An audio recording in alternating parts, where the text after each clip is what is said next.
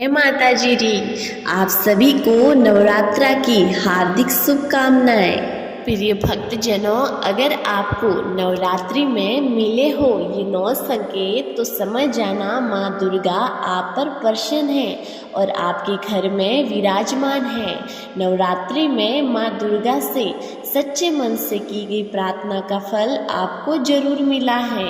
नवरात्रि के दिनों में सच्चे मन से स्थापित माँ दुर्गा के सामने प्रार्थना करने से आपको जरूर फल मिला है और अवांछित कार्य जो माँ दुर्गा को पसंद नहीं है वह आपने नहीं किए हैं तो भी माँ दुर्गा आप पर बहुत प्रसन्न है। नवरात्रि के दिनों में माँ दुर्गा अपने चैतन्य स्वरूप में होती हैं। इसमें माँ दुर्गा से सच्चे मन से भक्ति की जाती है तो फल जरूर मिलता है। नवरात्रि के दिनों में अगर कोई बुरा काम न करे तो माता रानी आप पर बहुत प्रसन्न होती हैं और आपने किसी के साथ हिंसा की है, किसी का बुरा किया है तो माता रानी अपने प्रकोप से आपको बुरा फल देती हैं और आपको नष्ट कर सकती हैं। इसलिए नवरात्रि में माता रानी की पूजा सच्चे दिल से करें। हर किसी इंसान और वस्तु को नुकसान पहुंचाने वाला कार्य तो बिल्कुल ना करें। नवरात्रि के इन 9 दिनों में आपको अपने विचार को एकदम स्वच्छ और साफ कर देना है। छल कपट और ईर्ष्या जैसे बुरे गुणों को खत्म कर देना है। पवित्र घर में और सुंदर विचारों वाले घर में माता रानी विराजमान होती हैं और उस घर को तरोताजा कर देती हैं। घर के सभी सदस्यों की बुद्धि स्वस्थ कर देती हैं और घर में अन्न धन की बारिश करती हैं। नवरात्रि में जो भक्त तन मन से माता रानी की भक्ति करें और दूसरे जरूरतमंद लोगों की सेवा करें तो वह अपने आसपास और अपने घर के सदस्यों में जांच करें कि अगर इन 9 में से कोई भी संकेत आपको नवरात्रि में मिला है तो आप सभी समझ जाना माता रानी आपके घर में विराजमान हो चुकी हैं। संकेत जानने से पहले अगर आप हमारे चैनल पर नए हैं तो चैनल को सब्सक्राइब जरूर करें और वीडियो को अंत तक जरूर सुनें। संकेत बताने से पहले मैं माता रानी के अलग अलग 9 रूपों के बारे में बताना चाहूँगी। माता रानी के अलग अलग रूपों की भक्ति करने से आपको क्या अलग अलग फल की प्राप्ति होती है ये भी जानिए।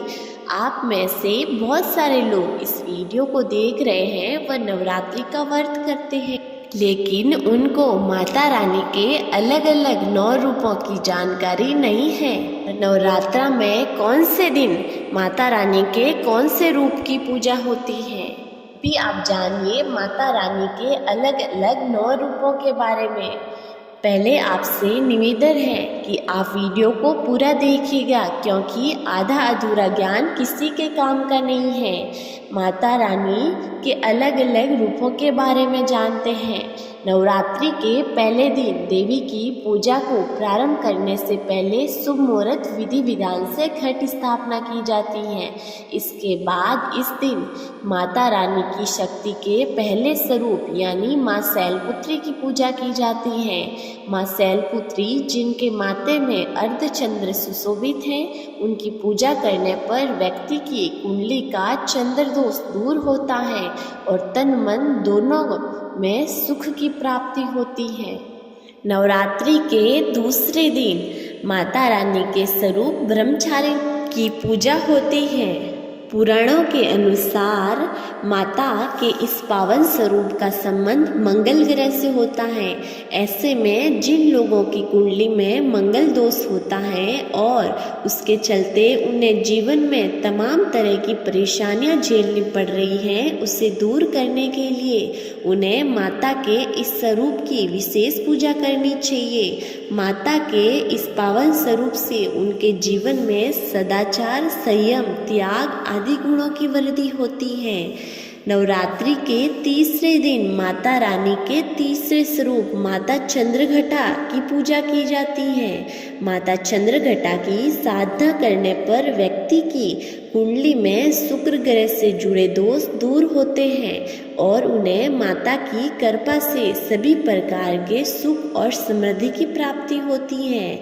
मान्यता है कि माँ चंद्रघटा की साधना से व्यक्ति के जीवन से जुड़े सारे दोष और पाप दूर हो जाते हैं। नवरात्रि के चौथे दिन माता दुर्गा के चौथे स्वरूप कुष्मांडा माता की पूजा होती है। ग्रंथों के अनुसार माता कुष्मांडा का संबंध प्रत्येक देवता माने जाने वाले सूर्य से होता है। ऐसे में यदि आपकी कुंडली में सूर्य से संबंधित कोई दोष है और आपको उसके कारण जीवन में तमाम तरह की परेशानियां झेलनी पड़ रही हैं, तो आपको नवरात्रि के चौथे दिन देवी कुष्मांडा की पूजा विधि विधान से करनी चाहिए। माता रानी के इस स्वरूप की पूजा करने पर व्यक्ति के जीवन से सभी प्रकार के शत्रुओं का नाश होता है और उसके यश में वृद्धि होती है। नवरात्रि के 5वें दिन माँ स्कंद माता की पूजा का विधान है। माता के इस पावन स्वरूप की पूजा करने पर साधक की सभी कामनाएं शीघ्र पूरी होती हैं और वह देवी स्कंद माता की कृपा से सभी प्रकार के सुखों को भोगता हुआ अंत में मोक्ष को प्राप्त होता है। माँ स्कंद माता की पूजा से साधक की कुंडली में बुध ग्रह से जुड़े दोष दूर होते हैं और उसे करियर और कारोबार में मनचाही तरक्की मिलती है। नवरात्रि के छठे दिन माता कात्यायनी की पूजा का विधान है। ज्योतिष ग्रंथों के अनुसार शक्ति के इस दिव्य स्वरूप की पूजा का संबंध देवगुरु बृहस्पति से है। ऐसे में यदि आपकी कुंडली में गुरु ग्रह के चलते सुख सौभाग्य की कमी हो रही है, तो आपको इस नवरात्रि के छठे दिन माता कात्यायनी की पूजा जरूर करनी चाहिए। माता कात्यायनी की पूजा से जीवन से जुड़े ज्ञात अज्ञात शत्रुओं का भय दूर होता है। नवरात्रि के 7वें दिन माँ कालरात्रि की पूजा होती है। माँ कालरात्रि का संबंध शनि ग्रह से माना जाता है। ऐसे में यदि आपके जीवन में शनि ने सनसनी फैला रखी हो, तो आपको तमाम तरह के कष्टों ने घेर रखा है, तो आप नवरात्रि के 7वें दिन पूरे विधि विधान से माँ कालरात्रि की साधना करें। माँ कालरात्रि की पूजा और व्रत को करने से व्यक्ति के सभी प्रकार के पापों और शत्रुओं का शमन होता है। नवरात्रि का 8वां दिन माँ गौरी की पूजा होती है। मान्यता है कि नवरात्रि के 8वें दिन माँ गौरी की पूजा करने पर साधक के जीवन से जुड़े सभी दुख पलक झपकते दूर होते हैं और उसे सुख समृद्धि की प्राप्ति होती है। ज्योतिष के अनुसार माँ गौरी की पूजा साधक की कुंडली में राहु से जुड़ी सभी समस्याओं का समाधान होता है। नवरात्रि के आखिरी दिन यानी 9वें दिन माता सिद्धिदात्री की पूजा होती है। मान्यता है कि नवरात्रि के 9वें दिन देवी सिद्धिदात्री की पूजा से साधक के सभी शीघ्र ही सिद्ध और सफल होते हैं। ज्योतिष के अनुसार नवरात्रि के 9वें दिन माँ सिद्धिदात्री की पूजा करने पर साधक की कुंडली में स्थित केतु के कष्ट काटते हैं। आइए अब जानते हैं इन संकेतों के बारे में, जिन्हें आप जानकर समझ सकते हैं कि माँ दुर्गा आपके घर में विराजमान हो चुकी हैं। इन 9 संकेतों में पहला संकेत है माता गौ माता का बार बार आपके घर के सामने आना या आपके घर के चारों तरफ इर्द गिर्द घूमना, क्योंकि माँ गौ माता माँ दुर्गा की बहन है, तो माता गौ माता अपने बहन के दर्शन करने और सेवा करने उनके पास तो आएगी।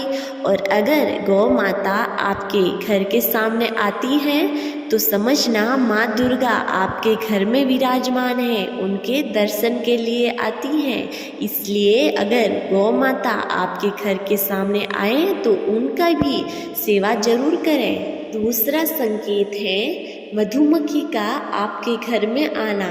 अगर नवरात्रि में कोई मधुमक्खी आपके घर पर आई है तो समझना माँ दुर्गा आपका घर में विराजमान है, क्योंकि मधुमक्खी माँ दुर्गा का ही एक रूप है और मधुमक्खी अपने संपूर्ण स्वरूप के दर्शन करने के लिए माँ दुर्गा के पास जाती हैं। और अगर मधुमक्खी आपके घर में आए तो समझना वो माँ दुर्गा से मिलने के लिए आई हुई है। तीसरा संकेत है कि आपने नवरात्रि में जो अखंड दीपक जलाया है, नवरात्रि में उसकी ज्योति बड़ी तेज जल रही है, तो समझना माँ दुर्गा आपके घर में विराजमान है।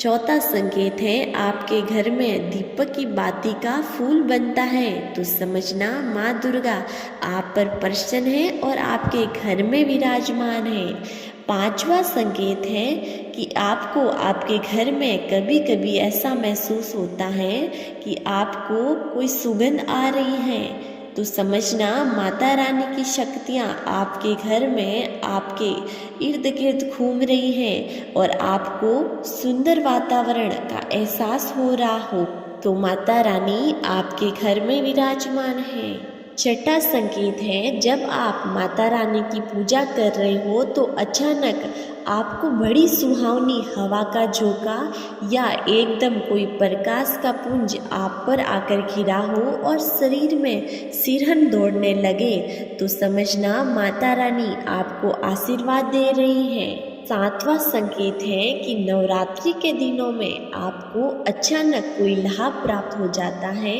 आपके किसी भी कार्य में कोई बाधा उत्पन्न नहीं हो और सभी कुछ आपको बहुत आसानी से मिल जाता है, तो समझना माता रानी की शक्तियाँ आपकी मदद कर रही हैं। वह संकेत है आपने नवरात्रि में माता दुर्गा के सामने जो अखंड दीप जलाया है, ऐसे में अगर वह दीप 9 दिनों तक ऐसे ही जलते रहे और दीपक खंडित ना होए, तो समझ जाना माँ दुर्गा आप पर प्रसन्न हुई है और आपके घर में विराजमान है। 9वां या आखिरी संकेत है कि नवरात्रि के दिनों में जब आप गहरी निद्रा में शयन कर रहे हैं तो माता दुर्गा के किसी रूप में आपका सपने में दिखाई देना, तो समझ जाना कि आपकी पूजा सफल हुई है और आप पर माता दुर्गा की कृपा है। और आपको ये भी बता दें कि माँ भगवती कन्या, सुहागन महिला या किसी सुहागन वरदा के रूप में आपको सौपन में दिखाई दे, तो समझना वो माँ दुर्गा ही है और आप पर बहुत प्रसन्न है, आपकी भक्ति से प्रसन्न है और आपको आशीर्वाद देकर आपके घर में विराजमान है। तो प्रिय भक्तजनों, ये थे माता रानी के 9 रूप और नवरात्रि में मिलने वाले 9 संकेत। अगर आपको इनमें से कोई भी संकेत मिले तो समझना माता रानी आपके घर में विराजमान हो चुकी हैं। अगर आपको ये वीडियो पसंद आई है तो इस चैनल को सब्सक्राइब कर लीजिए और कमेंट में जय माता जी दी जरूर लिखिएगा। मिलते हैं अगली वीडियो में, तब तक के लिए जय माता जी दी सा।